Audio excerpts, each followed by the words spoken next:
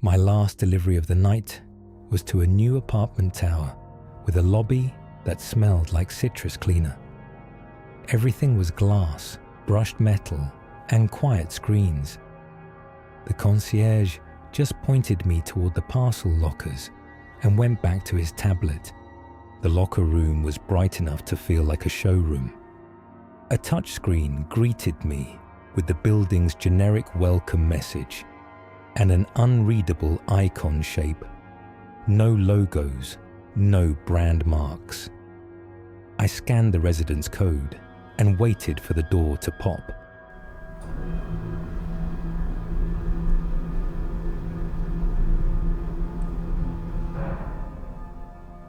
Instead of opening, the screen switched to a list of recent pickups.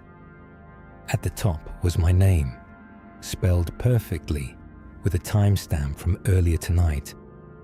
I hadn't been in this building before. I tapped the entry, expecting an error. The screen showed a tiny camera thumbnail of someone in a delivery jacket standing where I was standing now. The image wasn't sharp enough to prove it was me, but the posture was familiar. The concierge didn't look up when I called his name. He just said, "It'll sort itself out," like he'd said it 100 times. Then he added, very flat, "Try locker on the right." The locker on the right popped open with a soft click. Inside was nothing. No parcel, no note. Just a perfectly clean compartment that felt oddly warm.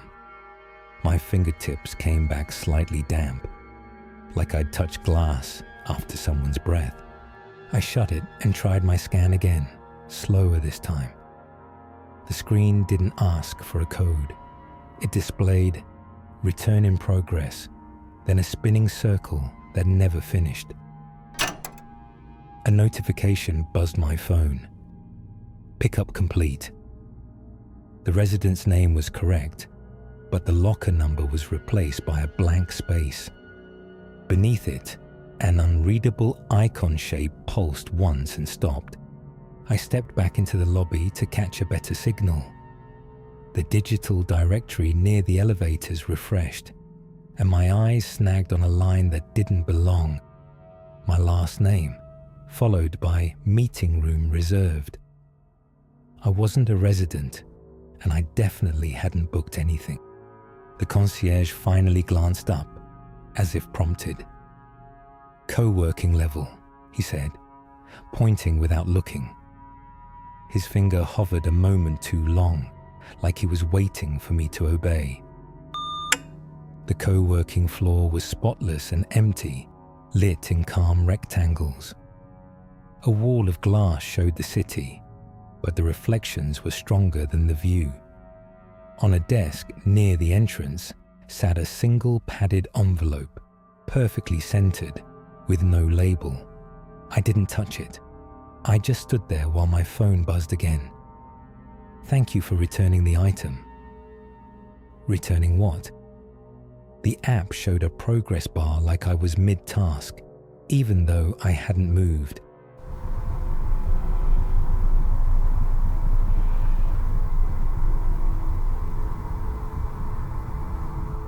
A meeting room screen by the door flashed my name and then went blank. Through the frosted glass, I could see someone sitting inside. Only a silhouette, still as furniture.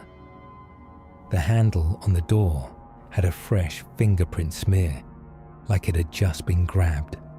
My phone's map tried to guide me to package return point. The arrow pointed not to the lockers, but toward the emergency stairwell. The stair door, which should have been locked, rested a fraction open. Inside the stairwell, the lighting was too even, like it was designed for cameras. The floor labels were printed cleanly, but the one beneath the co-working level wasn't a number.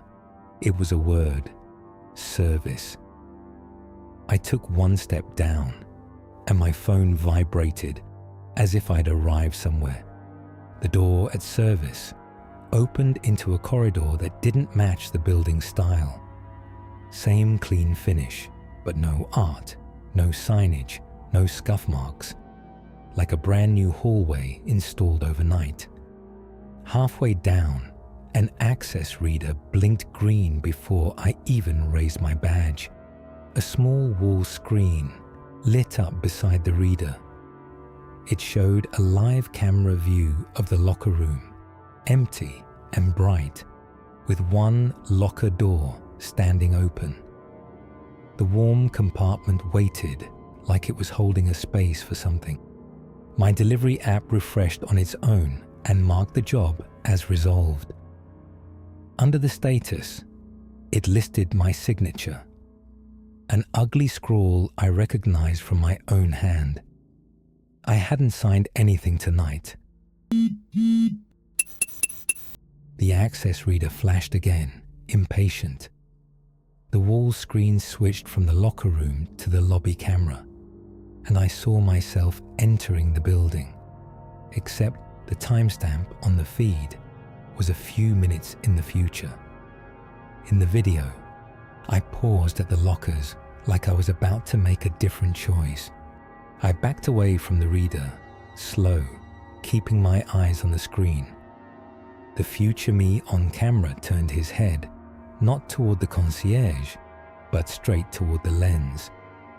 He reached into his jacket and pulled out the unlabeled padded envelope. My phone buzzed one last time.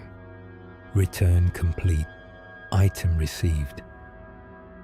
At the exact same moment, behind me, a locker door clicked open somewhere in the building.